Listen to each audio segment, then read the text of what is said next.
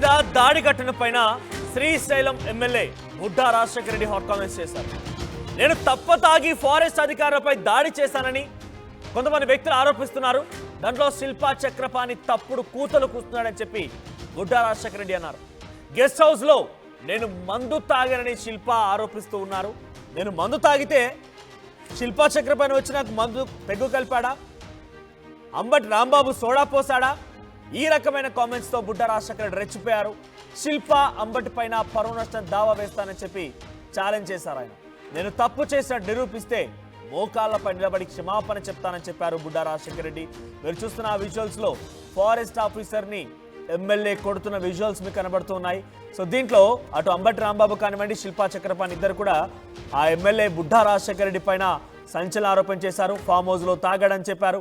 ఆ తర్వాత తాగిన మైకల్లోనే కొట్టాడన్నారు. ఈ రకమైనటువంటి ఆరోపణలపైన బుడ్డా రాజశేఖర రెడ్డి రియాక్ట్ అయ్యారు. సో ప్రస్తుతానికి బుడ్డా రాజశేఖర రెడ్డి రియాక్షన్ ఒక సంచలనమైనటువంటి ఒక వార్నింగ్ గానే కనబడుతోంది. సో బుడ్డా రాజశేఖర రెడ్డి ఏం మాట్లాడారో చూద్దాం. ఎప్పుడో ఏదో జరిగితే అది కావాలి, అవునా? ఏదో జరిగితే అవి మాత్రమే కావాలి. బుడ్డా రాజశేఖర రెడ్డి ఫారెస్ట్ డిపార్ట్మెంట్ లో కొట్టినాడు.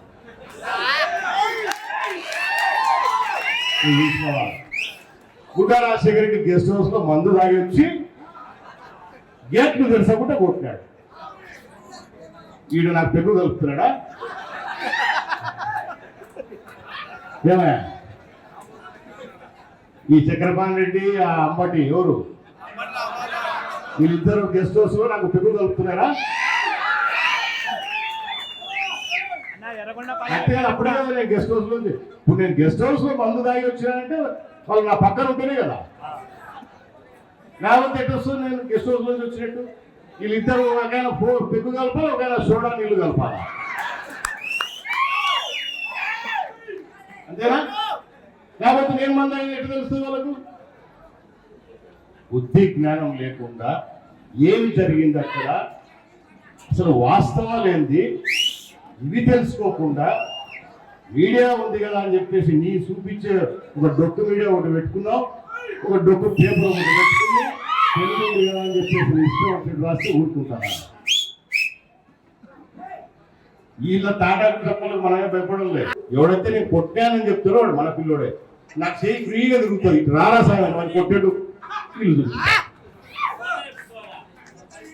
ఆ పిల్లోడు మన పిల్లోడు, వాళ్ళని కొడతాను నేను. ఈ రోజు నేను కాదు వాళ్ళనే కూర్చోవడం. ఎవరైతే ఆ ఇస్మాయిల్ అని పిల్లోడో మన పిల్లోడో కాదో, లేకపోతే వైఎస్ఆర్ పట్టాడో కనుక్కోవాలి.